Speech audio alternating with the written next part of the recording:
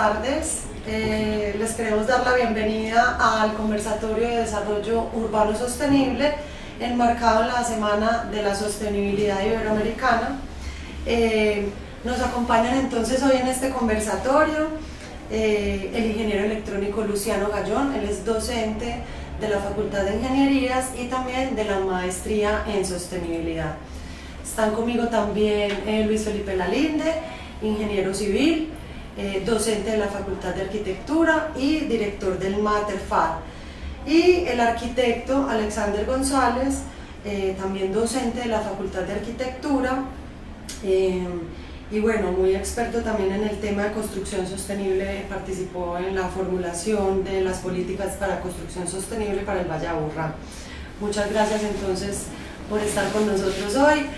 La idea entonces es que abramos la conversación a partir, digamos, de este tema de la relación de la sostenibilidad en cuanto a la ciudad-región, esa mirada, digamos, urbano-regional, y a partir de allí, digamos, hacer una reflexión de qué tan sostenibles son nuestras ciudades, nuestra región.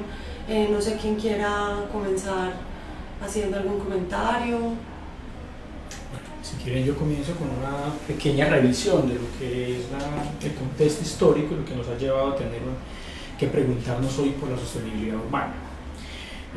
Lo que tenemos es la acumulación de 100 años de urbanización que no han sido planificados de manera correcta en relación con el entorno ambiental, con los flujos de materia y energía, y que eso ha generado a finales del siglo XX y principios del siglo XXI una serie de impactos ambientales, económicos y sociales que hoy nos cuestionan sobre esa relación que establecimos urbanamente con el planeta. En las ciudades se concentran las poblaciones, se concentra la demanda de energía, se concentran los recursos, se concentra también cierta condición de riqueza, y es en las ciudades donde se reflejan esos impactos. Justamente lo que estamos viendo hoy, por ejemplo, el tema de Medellín y la calidad del aire es un reflejo de eso, y es un impacto que no podemos decir que ha sucedido en los últimos 4 o 5 años. Es la acumulación de fácilmente 60, 70 años de urbanización sin planificación, lo cual no indica que haya sido mal planificado. Se planificó con el conocimiento que se tenía hace 40 o 50 años y que hoy tenemos que replantearnos si esa forma de urbanización es correcta y cómo vamos a replantear esa nueva relación entre la ciudad, el ambiente construido y los aspectos de la sostenibilidad. Yo quisiera terminar esta pequeña introducción diciendo que es muy fácil caer en discursos apocalípticos de la sostenibilidad, y más cuando tenemos una condición, como ya llevamos un mes y pico en Medellín, de una condición del aire muy difícil, pero quienes somos científicos, académicos y estamos trabajando en el tema, también podemos vislumbrar que hay posibilidades de recuperar una calidad ambiental en las ciudades, que tiene que ver con la educación, tiene que ver con la gestión, tiene que ver también con la actuación política. Y en ese sentido, la Universidad Pontificia Bolivariana ha hecho unos aportes importantes desde la política pública de construcción sostenible, desde sus desarrollos de investigación, desde sus grupos de trabajo, y la sostenibilidad se ha convertido en un tema que va tomando más fuerza digamos, en la relación que tiene la universidad y su compromiso con la formación de los nuevos profesionales. Entonces, yo quisiera cerrar esa pequeña introducción diciendo que no vamos a hablar de una sostenibilidad apocalíptica, vamos a hablar de las posibilidades, las oportunidades, por supuesto los retos y sin duda los beneficios que podemos tener a largo plazo, a mediano y largo plazo, cuando entramos a hablar de un urbanismo sostenible y una planeación sostenible. Bueno, complementario a lo que dice Alexander y en línea con esa última idea, al final esta problemática que tenemos ambiental en cuanto a la contaminación, a todos estos 60 años de urbanización que responde a unos escenarios de planificación que con el tiempo han entendido que no han sido los correctos, en algunos de los estándares determinados, pues la solución la debemos encontrar acá, con los usuarios, las personas del común que conviven en este entorno urbano, con las empresas de diferentes sectores que participan de este entorno urbano y todos los actores que entran y salen a la ciudad y al área metropolitana, porque todos ellos realizan aportes pequeños o grandes a las problemáticas y pequeños o grandes a las soluciones. Y aquí me refiero ya específicamente al sector de la construcción, a todos los obreros que participan de los proyectos, a todas las universidades encargadas de los procesos de formación con un gran valor y una gran responsabilidad hacia lo que nos depara este escenario futuro y lo que se proponga desde las universidades, a todas las empresas encargadas de suministrar materiales y materias primas para abastecer las necesidades, las demandas del sector de la construcción, a quienes ejercen la actividad constructora entregando metros cuadrados constructivos y a quienes llevan este negocio. Todos tienen gran responsabilidad y todos hacen parte de la solución, o así debiera ser. Proponer líneas de acción desde la universidad, muchas se han hecho y hay que vincular a todos esos actores para que realmente podamos en el tiempo lograr avances importantes. A mí me gustaría hacer como la invitación a pensar en las tres palabras: desarrollo, urbano y sostenible. Son tres palabras que pueden significar mucho, que necesitan mucho tiempo de estudio y de comprensión. Podríamos pensarlas en clave de tiempo. Desarrollo incluye el tiempo, porque el desarrollo de alguna manera implica pensar o evidenciar el cambio en alguna dirección. Posiblemente pues queremos que sea mejor. Lo urbano, pues yo no soy experto en el tema urbano, viniendo pues de temas de ingeniería diferentes a las que directamente tratan lo urbano. Me considero pues un ciudadano en el sentido, o un habitante en el sentido territorial urbano, porque pues la mayoría de mi vida la he vivido en una urbe. Pero lo urbano también implica muchas cosas, desde lo que hay que pensar en lo que representa en escalas de vida.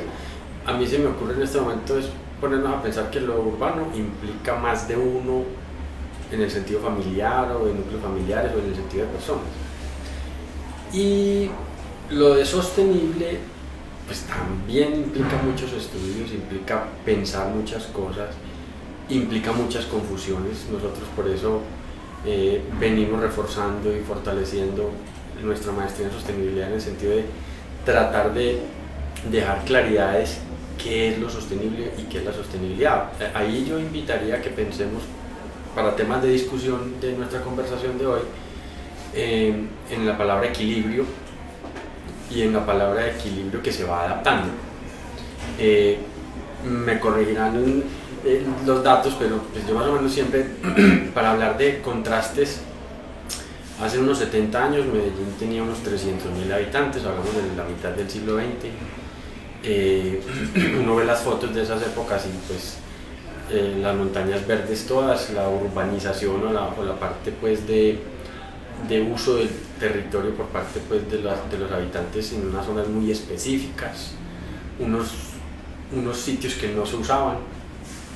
La UPB hace 80 años era potreros, mangas y pantanos, el campus actual pues de Medellín y en Colombia.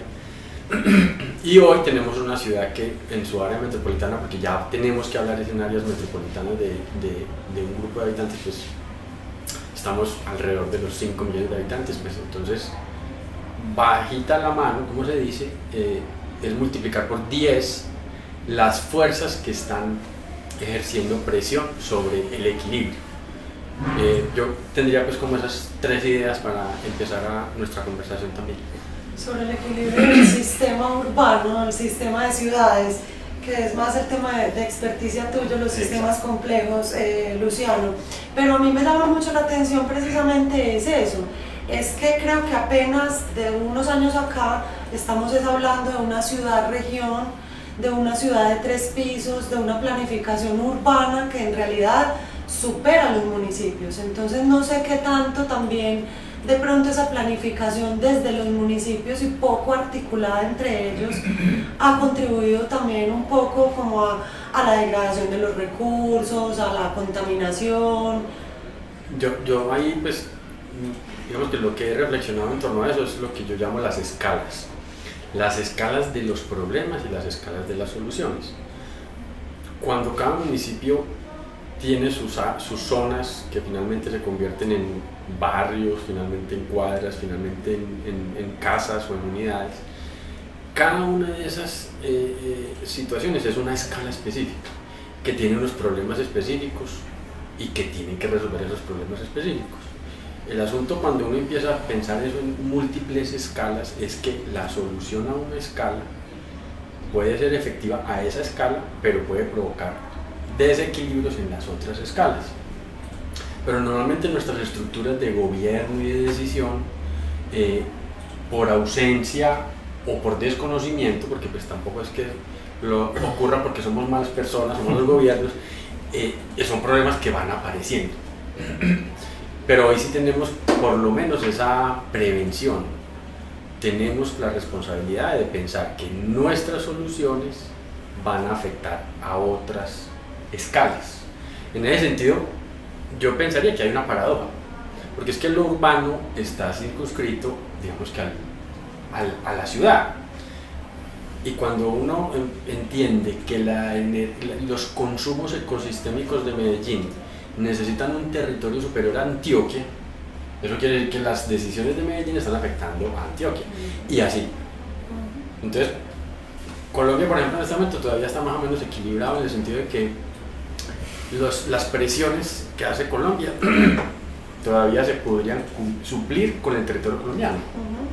Pero si uno mira los estudios de otros países o de otras ciudades, pues encuentra que hay territorios que sobrepasan por mucho su propio territorio. Entonces, por eso sobrepasar los niveles es donde empieza a aparecer el problema.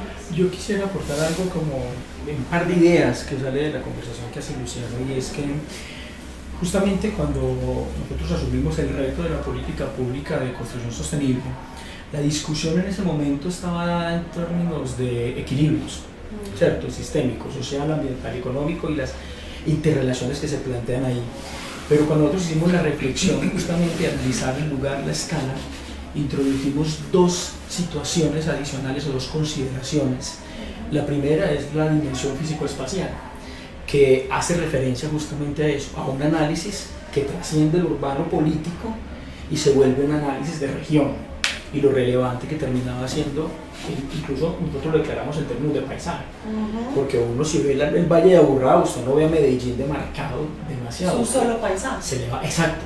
Entonces era una reflexión, o es una reflexión en torno al paisaje como elemento de localización, de análisis del lugar. Esa era una de las dimensiones en las cuales nosotros le apostábamos a esto, justamente para ir, digamos, orientar esa toma de decisiones conjuntos que además fue liderado por el área metropolitana como autoridad ambiental que tiene que asumir las responsabilidades. Y el otro factor ya era pasar a la acción, que también hace referencia un poco a la desarticulación que aparecen entre las diferentes administraciones públicas, pero hay que hacer énfasis en la dimensión político-institucional y cuáles son las decisiones que se toman en conjunto. Yo voy a volverme a referir a la crisis ambiental. Cuando tenemos un pico y placa de toda la región, entonces ya todos tenemos que estar alineados porque ya entendimos que los impactos ambientales viajan en carro, o viajan en bus, o viajan en volqueta por todo el Valle de Aburrá, y que todos esos flujos se tienen que compartir. Entonces, quizás sea un poco la desgracia del aire que tenemos ahorita la que nos unifica, pero al mismo tiempo también nos tiene que fortalecer en entender que es un problema de todos. Y no voy a volver a hablar de la calidad del aire en Medellín porque creo que ya tenemos suficiente ilustración, pero sí quisiera decirle a todo el mundo, o a los que nos están oyendo, que este problema no es solo de Medellín ni del Valle de Aburrá. El problema de la calidad del aire, nada más esta mañana yo miraba en la prensa, en Europa hay puntos negros de ciudades que están con unas condiciones de aire muy complicadas, y en Colombia con certeza hay más ciudades en esta situación. ¿Qué tenemos nosotros? Un sistema de monitorización, alarma ambiental que por lo menos nos dice de qué tamaño es el problema. Y ahorita antes de entrar al Facebook yo me puse a mirar y estaba un poquito más esperanzador el cielo hoy que los últimos 10 días, ¿cierto? Eso sí, nos ha tocado a todos o dejar el carro o coger la bicicleta y caerse como la de Cana que se cae. Coger la bicicleta o andar o modificar esas situaciones, pero es un asunto que nos tiene que unir a todos en ese tema. Entonces ahí creo que esas dos dimensiones, una dimensión físico-espacial para unificar el territorio y una dimensión político-institucional que tiene que ser un tema, además, qué pena, en la agenda política de los próximos candidatos que llegan, porque vamos a tener gobiernos regionales muy pronto. Entonces los alcaldes, los precandidatos, los alcaldes y todo van a tener que ponerse la pila con esto, y ojalá que vayan en un punto más prospectivo y no empezar a decir que fue culpa del alcalde anterior, porque el problema, como yo le dije ahorita, no es un problema de los últimos 4 años ni 8 años, es un problema de 50 años atrás. Lina, sobre ese escenario que plantea Luciano con la escala y específicamente el sector de la construcción, solamente pensemos en las empresas que aportan al sector de la construcción. Si pudiéramos montar un escenario ideal en el cual todas las empresas productoras de materiales y materias primas las encontráramos aquí en nuestra región, en la cercana o en Antioquia, una maravilla, pero no es así. Está Bogotá, con toda la riqueza que trae esa región, y muchas empresas productoras vienen de Bogotá acá. Eso ya demanda unos impactos ambientales importantes. ¿Vamos a prescindir de ellos? No podemos, los necesitamos para la actividad constructora. ¿Qué decir de las empresas que están ubicadas por fuera de Colombia? Pero sí hay que empezar a trabajar en esa línea y hacer reconocimientos de lo que estamos haciendo bien acá y apoyar de quienes están intentando generar acciones, nuestros propios productos, para realizar aportes a esta actividad constructora. Eso demanda que esa escala de la que habla Luciano, pues a veces no se puede controlar. Hay efectos pequeños, intermedios y altos, hablando del ámbito geográfico, que se relacionan con la construcción de este entorno que es el área metropolitana. Bueno, y ahí le estás dando, Felipe, también a un tema clave, y es precisamente parte de tu tema de experticia, es la materialidad. Digamos que con respecto a estos, pues primero tú señalas algo muy importante, que es el consumo de lo local. Yo creo que eso no solamente en lo constructivo, sino en absolutamente todo, pues apunta un poco, por lo menos a disminuir la huella de carbono de esos productos que son importados, ¿cierto? El consumo de lo local ayuda mucho en eso.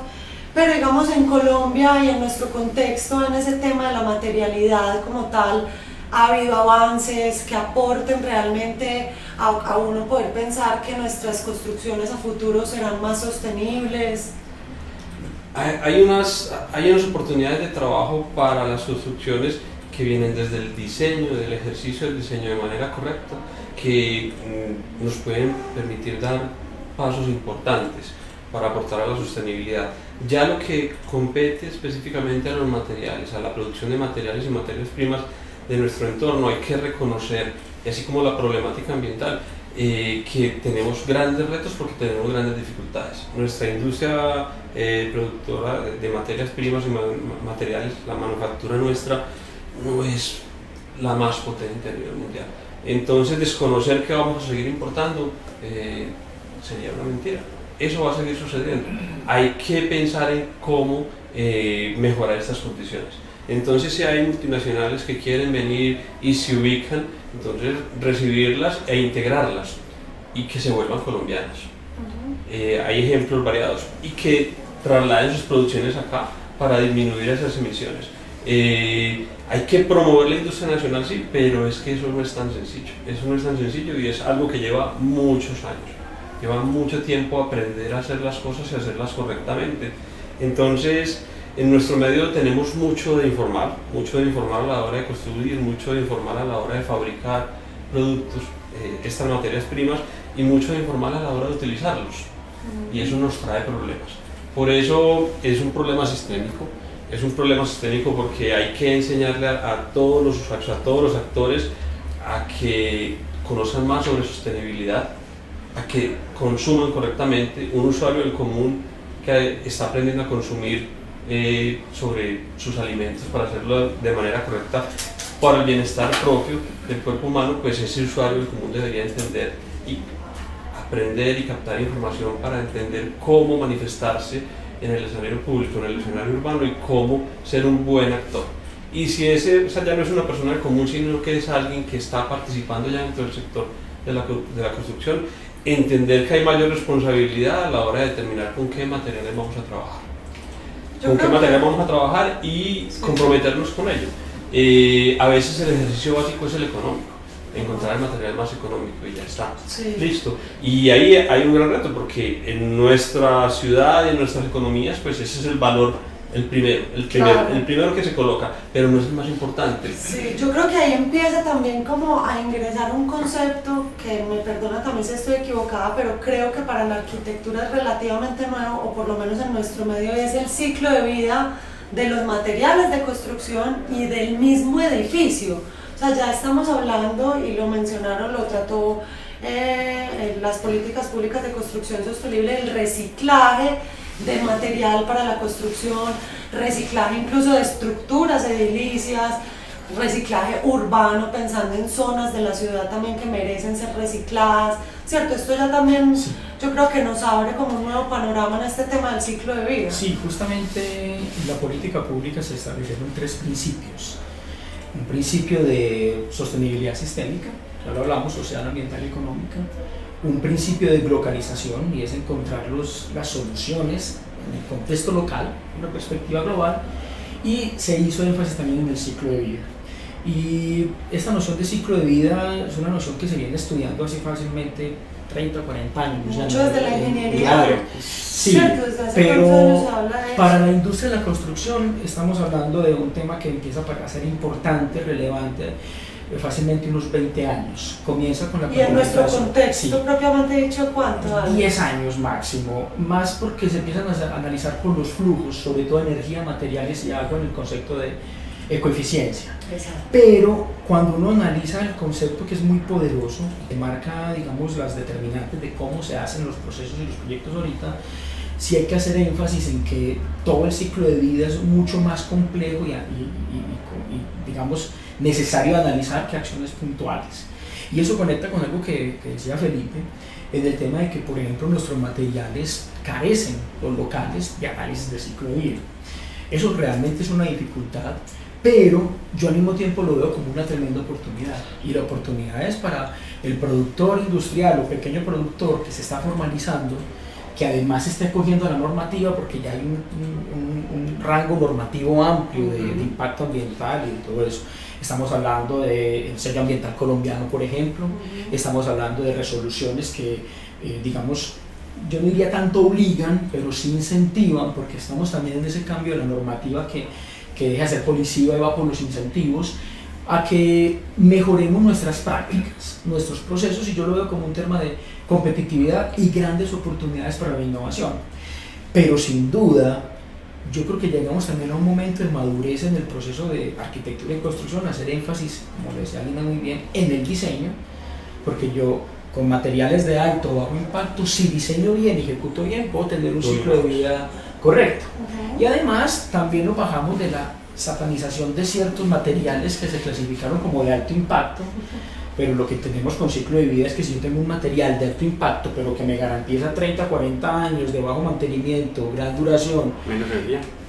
Exacto, menos energía, entonces se compensa ese ciclo de vida también. Entonces ahí nosotros en la política introducíamos el concepto de materialidad sostenible, no materiales sostenibles, sino materialidad sostenible, entendido como que es más complejo desde el diseño, los procesos y demás. Y entonces eso va encajado justamente en esa noción de ciclo de vida y arquitectura. Digamos, desde la maestría de sostenibilidad, Luciano, tú que has tenido la posibilidad de ser docente desde el inicio de la maestría, y que es una maestría abierta a muchas disciplinas, ¿sí has notado de alguna manera como que se va apropiando las personas sobre ese tema del ciclo de vida, desde cada disciplina tan diferente, una manera de afrontarlo? Sí, pero lentamente, porque ahí quería yo como varias ideas que han aparecido durante esta conversación.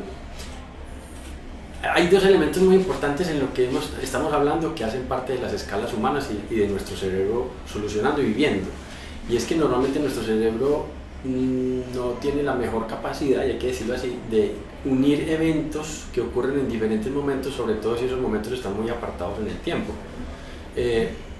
Volviendo, yo puedo volver a lo del aire. Hoy tenemos un problema que empezó hace 30, 40, 50 años. Cuando uno lee la historia bonita humana de los investigadores que descubrieron los agujeros de ozono, pues finalmente descubrieron una cosa que ocurría en un evento que empezaba hoy y el efecto era a los 30 años. Entonces, esa invitación que hacemos hoy, yo creo que pues es importante este conversatorio para decir, hay que pensar en eso. Lo que uno hace hoy cuándo puede ocasionar qué.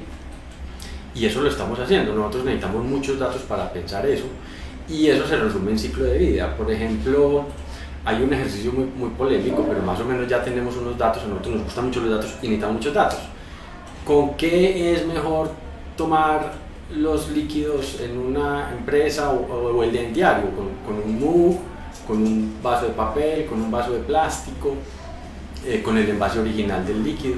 Entonces, cuando uno escucha a los expertos en ciclos de vida, te muestran los datos de lo que se llama, pues, de la cuna a la tumba del vasito. Y hoy, hasta los últimos datos que yo tengo, el vaso de papel, con un papel muy específico, reutilizable, es el mejor.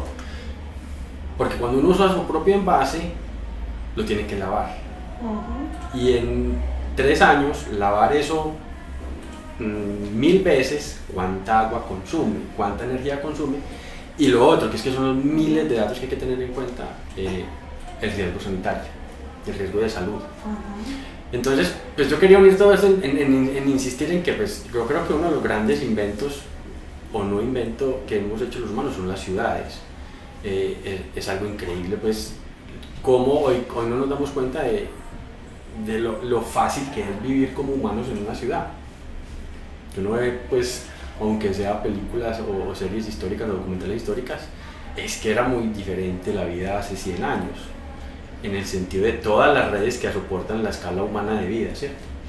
Entonces, pues uniendo todo esto, está los materiales en la construcción, el material con el que tomas el agua todos los días, cómo te mueves, pero entonces aparece esa idea de que pensemos en ciclos de vida, de que lo que hacemos hoy, qué provoca y cuándo lo provoca. Y no solo individual, sino colectivamente. Yo preguntaría, para los que estamos participando hoy, tu nevera, ¿cuánta energía consume tu nevera? O tu colchón, ¿qué va a pasar con tu colchón cuando ya no lo uses más? Pero no solo eso, ¿cuál va a ser el criterio para comprar tu próximo colchón o tu próxima nevera? Y cuando te deshagas de la que te sirvió durante tanto tiempo, ¿qué responsabilidad vas a hacer? Porque ese es el evento. Cuando tú tengas tu nevera y la saques, ¿qué va a pasar? Por ejemplo, nosotros en la universidad tenemos un laboratorio que recicla los gases de las neveras. Entonces eso es lo que estamos pensando, cómo sellamos los ciclos para que haya la menor cantidad posible de desperdicios, el menor consumo de energía, y eso es una responsabilidad de todas, a todas las escalas. Yo quería agregar algo porque Luciano hizo una aclaración que me parece muy interesante, y es la infinidad de datos que se necesitan para poder tener aproximaciones a este. Pero yo ya voy a ajustar 20 años de egresado y dedicado al tema, inicialmente arquitectura bioclimática, después sostenibilidad, después políticas públicas y demás. Y muy temprano, incluso desde mi tesis doctoral, me hacía la pregunta: ¿cuál es el mayor impacto que uno pueda generar? No digamos en términos negativos, sino positivos. O sea, ¿cuál sería la mayor oportunidad que tenemos hoy? Y yo que corro análisis y vuelvo a leer y vuelvo a estudiar, vuelvo a concluir algo que se concluyó en 1975 en la Cumbre de Educación Ambiental en Belgrado. Y es, hay que educarse, hay que saber aproximarse al tema de la sostenibilidad, del medio ambiente y demás. Entonces, yo me he puesto y me he hecho la pregunta muchas veces.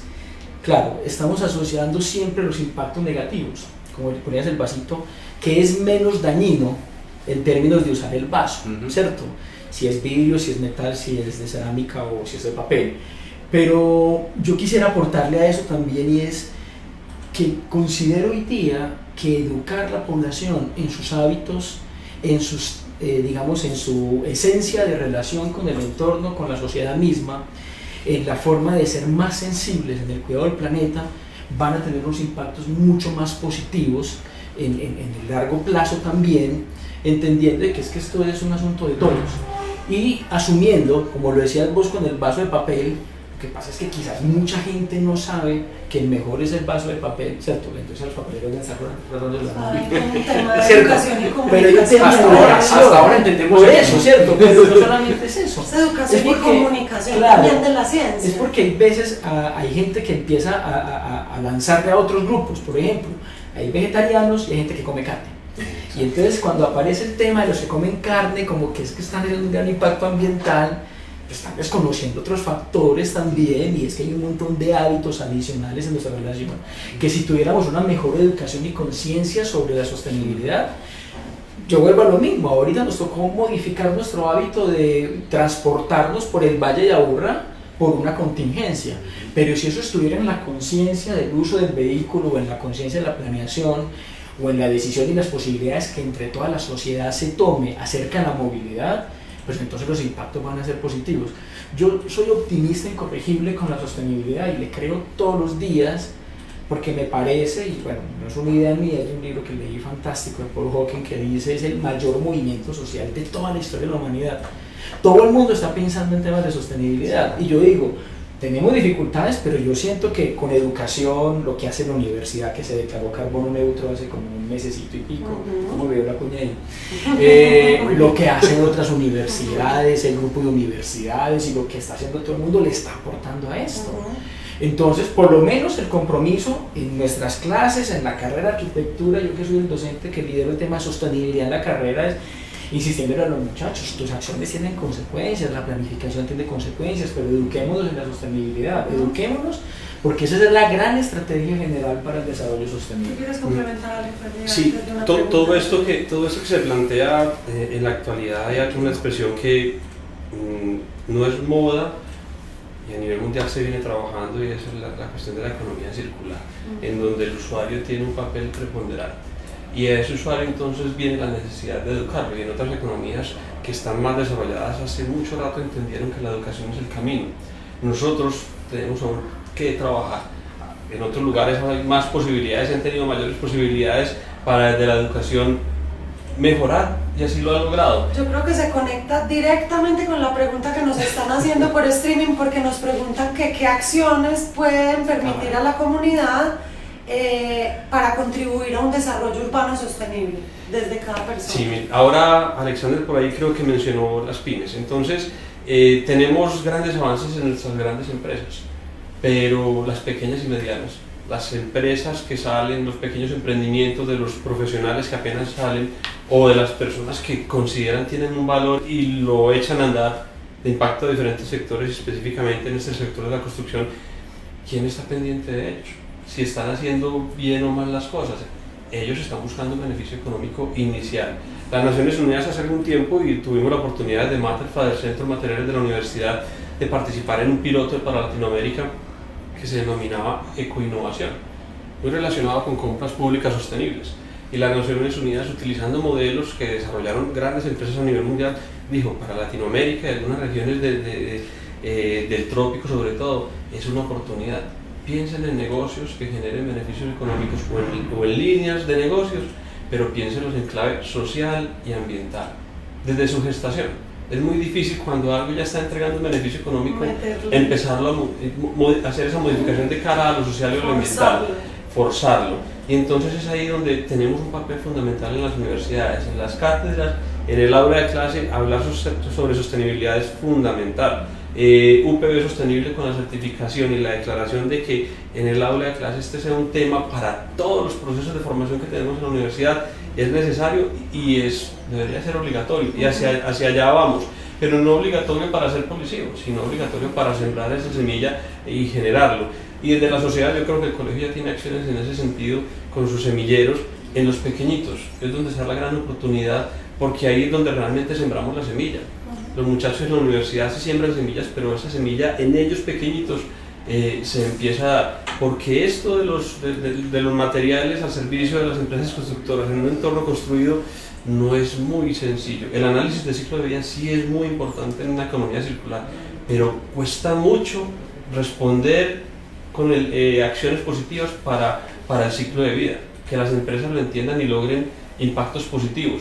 Y algo valioso, de algún autor español, maravilloso entender el impacto negativo que pueda tener un material o un producto, pero cuál es el beneficio que en el tiempo tenemos. Ese equilibrio es fundamental, uno. Y en nuestra economía y en la actividad constructora, qué bueno empezar a sacar banderitas verdes para reconocer al que está haciendo bien las cosas, así no tenga controlado todo el ciclo de vida de su negocio o de su producto. Es que eso es difícil y ese es el reto y vamos trabajando, pero sí empezar a reconocer empezar a reconocer pequeños esfuerzos. La universidad tiene unas declaraciones importantes, entonces tenemos unas viviendas en concreto a partir de industrialización, y hay un material cuestionado, pero que nos entrega grandes oportunidades hacia el futuro, porque es muy durable en el tiempo, consumos energéticos, viviendas que se pueden reutilizar, se pueden desensamblar y volver a ensamblar, que se pueden construir rápidamente. Ahí hay unos beneficios importantes.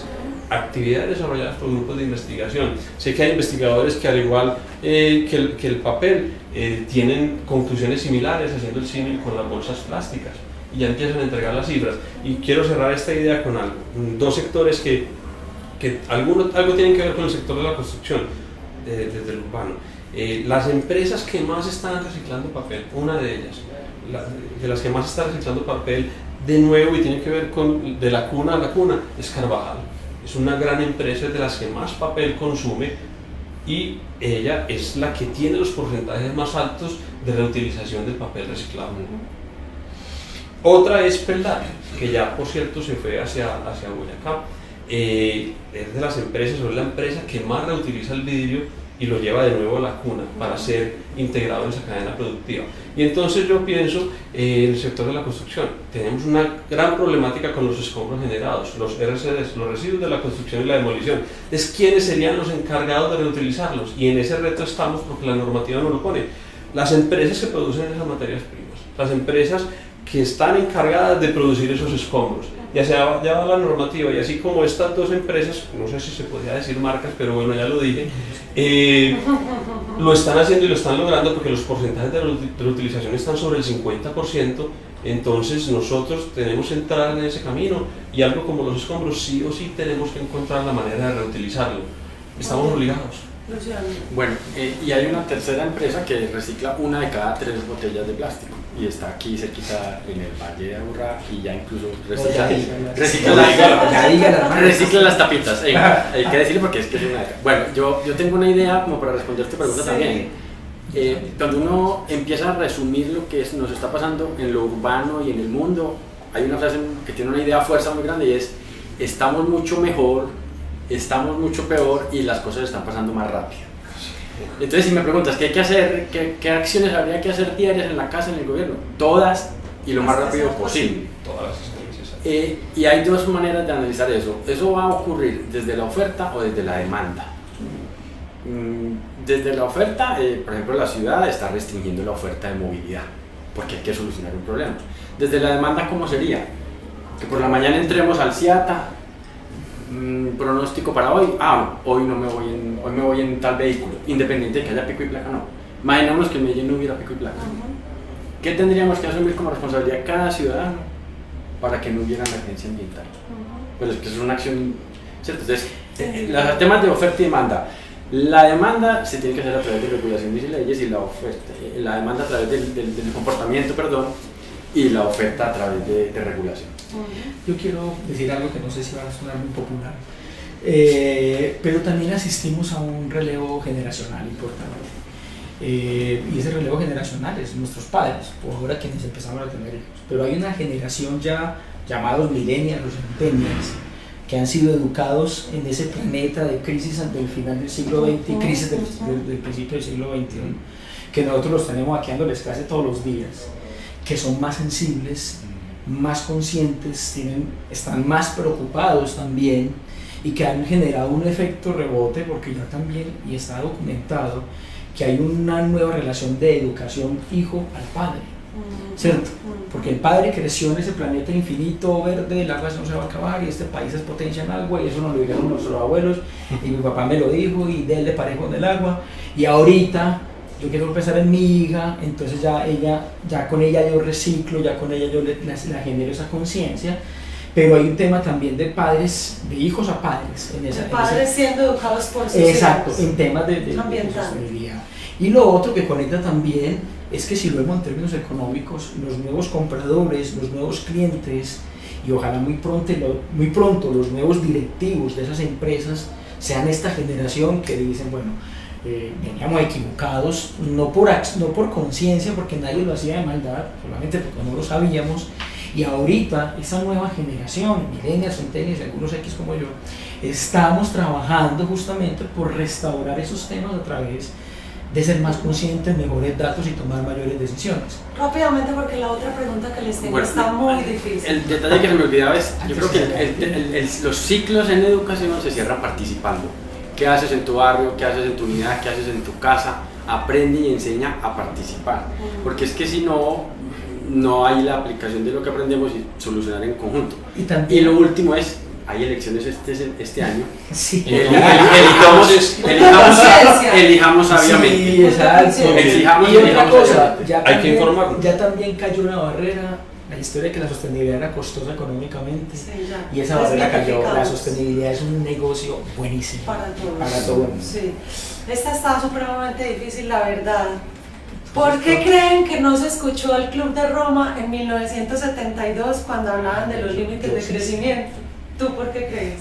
Lo que pasa ¿Por es qué que no los escuchamos? porque el desarrollo económico y el desarrollo, o la ciencia y la economía han estado siempre distanciados. Entonces, digamos que nuestro modelo económico mundial se ha preocupado más por establecer un modelo de recursos, estamos hablando de capitalismo, ¿cierto?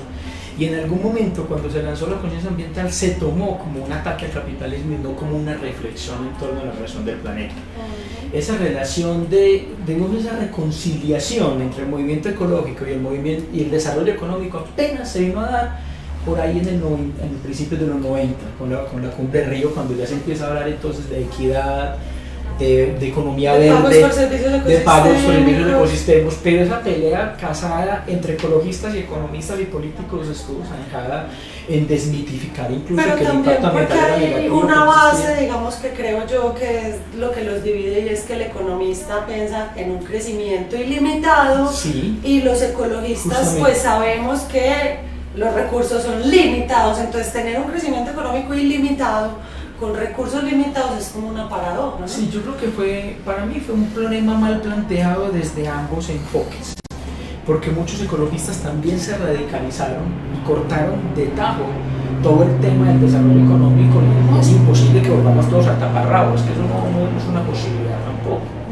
Entonces les faltaban datos para darle garantías al desarrollo económico. El desarrollo económico le faltó entender que eso también era un buen negocio, en entender los ciclos y los recursos de la naturaleza. El medio ambiente es la base de la economía. Además, y que cuando empiezan a haber métricas y cuantificaciones, de hecho, el problema que detona esto es la crisis energética, y Luciano seguro me acompaña en ese dato, la crisis energética a finales de los 60, cuando dicen, bueno, es que el petróleo no va a ser para siempre, señores, entonces, ¿qué va a pasar? Y a eso se le junta quemar carbón, calentar la atmósfera, aparece el movimiento ecológico, pero son dos tensiones. Una pugna, sí. Exacto, es una pugna. Son Y dos apenas- extremos. Son dos extremos que hoy para mí están muy de la mano, por lo menos, están ahí ya un poquito más juntos. Luciano. Pues esa pregunta me encanta porque pues ese es mi curso Sí. y de dinámica de sistemas entonces más. se la Los manda creadores pues, de la dinámica de sistemas, el Club de Roma, Forrest y su equipo del MIT. A ver, sí lo escucharon algún público, lo que pasa es que en esa época había 3.500 millones de personas mirando que iban a comer en niveles de pobreza increíbles, entonces pues eso fue unas élites que pudieron entender eso, no escucharlo o no preocuparse, pero al diario vivir o al diario ciudadano eso era una cosa muy extraña. Pero como tratando como de pensar en otras cosas y por qué no se lo escucha, porque es que sigue siendo muy, muy fuerte que algo que haga sentido, que nos diga cuidado, pero es que uno también dice, bueno, pero es que por ejemplo a Jesucristo tampoco lo han escuchado, o lo escucharon algunos. Entonces, lo que pasa es que tenemos un problema fascinante porque es que tenemos que trabajar es entre humanos y convencernos entre humanos Que es será una el sistema cosa- más complejo de todas, tal vez. es una cosa fantástica, para No, eso estamos sí, trabajando, sí, para eso sí, sí, estudiamos, sí, para eso sí. investigamos. Hay muchas paradojas, hay muchas contraintuiciones, entonces pues es un problema abierto. Yo creo que hemos avanzado muchísimo. Que hemos avanzado. Que seamos capaces de vivir 7.700 millones de personas en este planeta en menos guerra o en más paz, que es interesante y son avances. Lina, yo sí creo que sí se escuchó, lo que pasa es que hay un problema y al principio hablamos de escalas, dimensiones, hay un problema grandísimo de escalas, entonces había algunos países llamados a escuchar y desde estas latitudes quizás no estábamos tan enterados. ¿Por qué? Porque nosotros hacíamos parte de esa escala que ellos sabían que nos íbamos a demorar mucho tiempo en entender qué era esto de la sostenibilidad. Y tan claro está que lo escucharon, que si uno mira hacia atrás, hay modelos de hace 30 años que entendieron esto claramente y les permitió avanzar en pro de la sostenibilidad rápidamente, y lo lograron. Y sabían que nosotros íbamos apenas por acá a tocar esa bombita con algo fundamental, y quiero ser breve. Primero, la moda era defender los extremos. Entonces, el ambientalista contra el economista. Yo no soy ninguno de los dos. Yo respondo a un sector que es el de la construcción, porque es que es un sector del que necesitamos. Listo. Pero ahora, en este momento, y en Europa sucedió hace algún tiempo, sí o sí les tocó darse la mano y empezar a trabajar. ¿Quiénes? Los que se querían sumar a eso, porque es que es de humanos y hay que aportar y trabajar por ello. Que ya no servía estar en posturas opuestas totalmente. Y acá nos va a tocar, nos toca lo mismo, y ahora creo que estamos en ese escenario. Ya hay acuerdos que nos permiten trabajar en pro de la sostenibilidad. Nos quedan 5 minutos como para una idea de cierre cada uno. También es que el contexto y el medio obligan. Los líderes de sostenibilidad del planeta son los europeos y los que están en el norte. ¿Por qué? Porque su clima es extremo, sus recursos naturales ya son limitados, su dependencia energética es de otro nivel, tiene otros niveles tecnológicos. Nosotros aquí hace 16 grados y decimos que tenemos frío. Nosotros aquí no sabemos qué es el frío, es que el frío son menos 20 grados. ¿O qué me le parece la ola de frío de hace un mes en Chicago, menos 27 grados? Eso sí es frío, ¿sí? Entonces, también es que esos extremos climáticos y de adaptación del planeta han obligado a que sean más eficientes. Nosotros aquí lo estamos entendiendo, pero nosotros aquí todavía tenemos recursos, todavía tenemos cierto bosque, pues que hay que cuidar mucho todavía, ciertas condiciones que nos permitan lograr ese mejor equilibrio, pero no dejarlo perder. Hay que revisar muy bien ese factor. Muy bien, una idea de cierre, Luciano. Las ciudades son un gran invento de la humanidad, ha resolvido muchos problemas de nuestra vida diaria, de nuestra escala humana. De algún modo, lo que hagamos cada ciudadano en cada ciudad del mundo hará que podamos seguir viviendo bien y mejor, o bien y empeorando. Yo siempre digo que el planeta no lo tenemos que salvar, porque el planeta es una cosa demasiado poderosa, autónoma, grande. Nosotros tenemos que tomar unas decisiones de cómo vamos a seguir viviendo bien y mejorando en nuestro planeta a través de la vida de ciudades. Lina, yo creo que estamos empezando a madurar, entendiendo que eso es algo que lleva mucho tiempo para el ser humano. Ahora, para un entorno social, en un entorno económico, apenas estamos empezando. Tenemos grandísimas oportunidades para grandes problemas que nos están afectando, y necesitamos grandes voluntades. Cambiar el paradigma. Bueno, yo le regalo una frase a los próximos candidatos de la alcaldía de Medellín, que la quieran tomar. Antes de construir ciudad, necesitamos construir ciudadanía, y eso también conecta con eso. Por ejemplo, el tema del rol reciclaje, es que la gente no se para en casa. Y entonces, ¿usted por qué no se para en casa? No, porque llega el carro de empezar varias y cogen todo junto. Son excusas, estamos postergando la decisión. Sí, hasta que nos obligan. Claro, hasta que nos obligan. Entonces, si construimos ciudadanía en muchos niveles, yo por ejemplo, yo no sé, hay los carros porque tienen pito, ¿cierto? Pero hay gente que prefiere el pito, o sea, como que no puede irse en el pito del carro. O otras situaciones que están asociadas a que generan impacto, a que contaminan. Alex, pero en eso de separar, nos van a obligar cuando en 2 años, porque ya se sabe, nos digan, no hay dónde echar la basura. Sí, no, pues entonces, sí. No, porque no va a haber literalmente dónde echarla, y entonces. Sí, preferiblemente por las buenas, o sea, construamos ciudadanía. Sí, la verdad es que la ciudad es tal vez uno de los sistemas más complejos que hemos creado los seres humanos.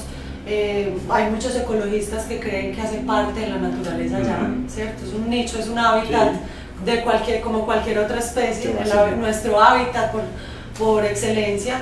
Y creo que en este tema del desarrollo urbano sostenible hay infinita tela por cortar, pero lastimosamente se nos acabó el tiempo. El conversatorio estuvo muy bueno. Les agradecemos a quienes nos acompañaron a través de todos los medios y a ustedes por estar aquí con nosotros. Gracias. Muchas gracias.